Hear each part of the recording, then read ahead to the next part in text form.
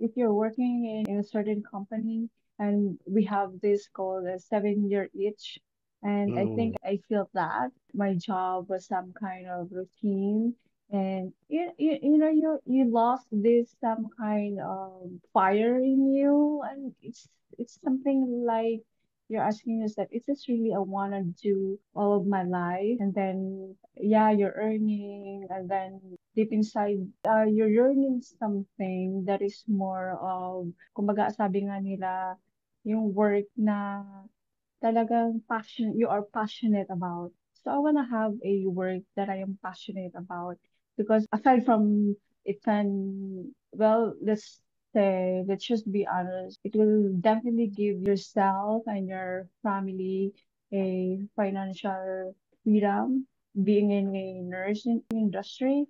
So yeah, I wanna, I wanna be in a job that I'm very, very passionate about. Because if you are passionate about of something what you're doing, parang hindi mo na siya na-feel na pagod ako or mm. this is just a routine and it's gonna give you a burnout.